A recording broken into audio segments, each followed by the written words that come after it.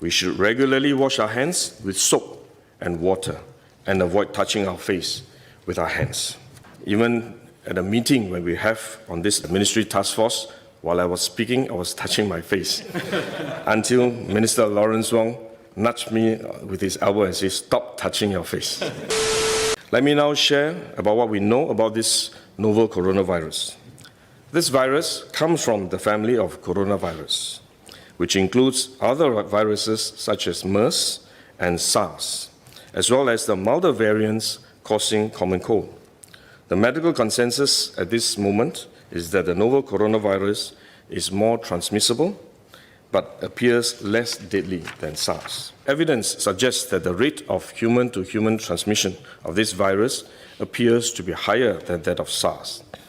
For now, the evidence also suggests that transmission is mostly via droplets.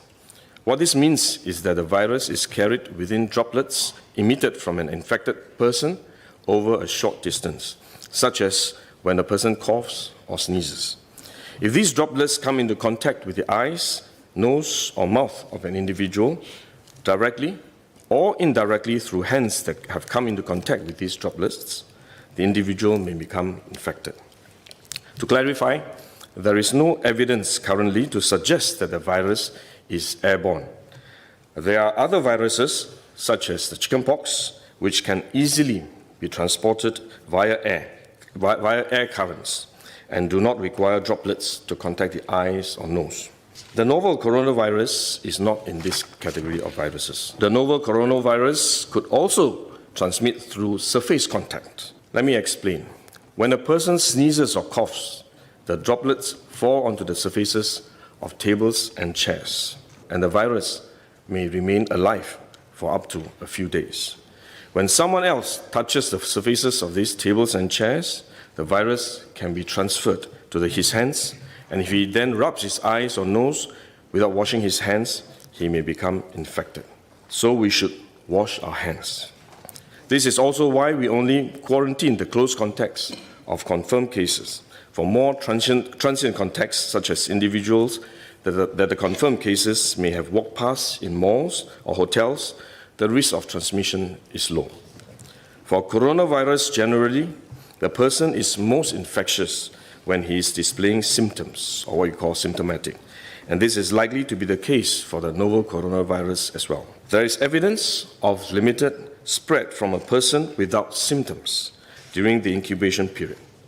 However, this form of transmission may be uncommon and has so far involved isolated cases only. At this point, the evidence still points towards higher transmissibility when the person is displaying symptoms. As such, medical professionals, both overseas and in Singapore, have advised that the most effective way that we can protect ourselves is to practice good personal hygiene. We should regularly wash our hands with soap and water and avoid touching our face with our hands. These may sound simple, but actually they're very difficult to do because all of us touch our face all the time. Even at a meeting when we have on this ministry task force, while I was speaking, I was touching my face until Minister Lawrence Wong nudged me with his elbow and said, "Stop touching your face." So it is simple but extremely difficult, but are actually very effective in preventing all kinds of infection.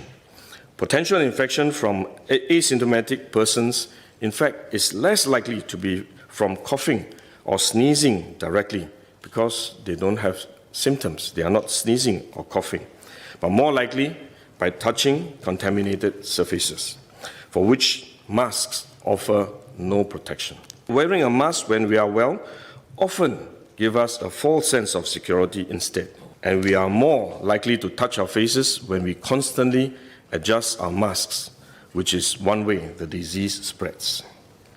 At the same time, we need to protect others, our loved ones, friends, colleagues, and fellow Singaporeans that we come into contact with. If we are sick, we should rest and recover at home as far as possible.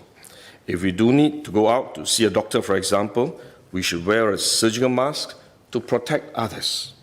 So this is when mask is needed, when we are unwell and have to go out.